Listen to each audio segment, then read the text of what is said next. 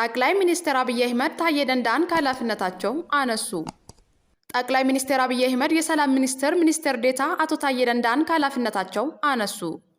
ሚኒስትር ዴኤታው በተረጋገጠ ማህበራዊ ትስስር ገጻቸው ታህሳስ 1 ጀምሮ ከኃላፊነታቸው መነሳታቸውን የሚገልጽ የጠቅላይ ሚኒስትር ፊርማ ያለበት ደብዳቤ አያይዘው ለጥፈዋል። ሚኒስትር ዴኤታው በማህበራዊ ትስስር ገጻቸው በተደጋጋሚ መንግስትን ሲተቹ ይስተዋላል። አቶ ታዬ በቅርቡ ከቢቢሲ ጋር ባደረጉት ቆይታ በመንግስትና በኦሮሞ ነጻነት ሰራዊት መካከል የተካሄደው የሰላም ድርድር ላለመሳካት ምክንያት መንግስት ነው በማለት መናገራቸው ይታወሳል። ከኃላፊነታቸው መነሳታቸውን ባስታወቁበት በፌስቡክ ለጥፎ ለክቡር ጠቅላይ ሚኒስትር አብይ ባስተላለፉት መልእክትም የተናገሩትንና የጻፉትን የመደመር እሳቤ አምኜ ተከተልኩት። አሁን ግን በተናገሩት የማይኖሩት ብቻ ሳይሆን በሰው ደም የሚጫወቱት አረመኔ መሆኑን ተረድቻለሁ። እውነት መስሎኝ በሀገር ህልውና ስም ሲያካሂዱ የነበረውንና ኢትዮጵያውያንን ከመገዳደል አልፎ ሀገሪቷን ያደቀቃትን ከንቱ ጦርነት ሳደምቅሎት በነበረበት ወቅት ሲያወድሱኝ ነበር። ዛሬ ነገሩ ገብቶኝ የወንድማማቾችን መገዳደል ይቁም ዘንድ ለሰላም በመወገኔ ከስልጣን አነሱኝ።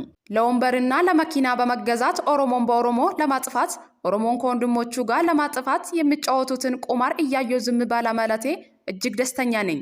ስለነበርን አጭር ቆይታ አመሰግናለሁ ብለዋል። ኢትዮጵያ የውጭ ዕዳዋን ማክፈል የማትችልበት ደረጃ ጫፍ ላይ ትገኛለች ተባለ። ኢትዮጵያ በዓለም አቀፍ ገበያ የሸጠችው የ1 ቢሊዮን ዶላር ቦንድ አከፋፈል ላይ ከአበዳሪዎቹ ጋር ያደረገችው ድርድር ያለ ውጤት መጠናቀቁን ተከትሎ የውጭ ዕዳዋን ማክፈል የማትችልበት ደረጃ ላይ ለመድረስ ጫፍ ላይ ትገኛለች ሲል ሮይተርስ ዘግቧል።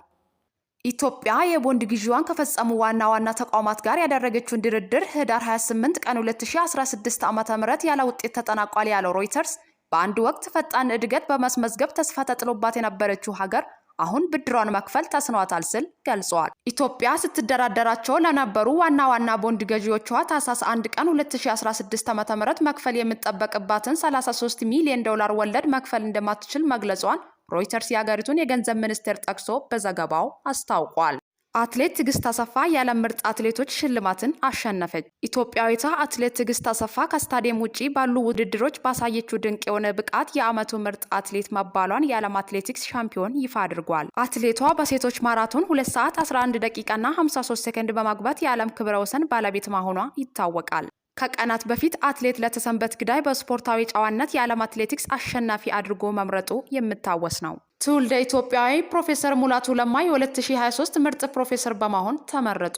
በአሜሪካ ሳቫና ዩኒቨርሲቲ የሂሳብ ፕሮፌሰር የሆኑት ትውልደ ኢትዮጵያዊ ፕሮፌሰር ሙላቱ ለማ የ2023 ምርጥ ፕሮፌሰር በሚል እውቅና ተሰጣቸው። እውቅና የተሰጣቸው የዓለም የምርጥ ሙያተኞች ማህበር መሆኑን በአዲስ አበባ የአሜሪካ ኤምባሲ በማህበራዊ ትስስር ገጹ አስታውቋል። ኢትዮጵያዊ ፕሮፌሰር ሙላቱ ለማ ከአዲስ አበባ ዩኒቨርሲቲ በሂሳብ ትምህርት የመጀመሪያና ሁለተኛ ዲግሪያቸውን ያገኙ ሲሆን ሶስተኛ ዲግሪያቸውን ደግሞ ከኬንት ዩኒቨርሲቲ ተቀብለዋል። ፕሮፌሰሩ ከ30 ዓመታት በላይ በመምህርነት ያገለገሉ ሲሆን ላለፉት 28 ዓመታት በሳቫና ዩኒቨርሲቲ እያገለገሉ ይገኛሉ ተብለዋል።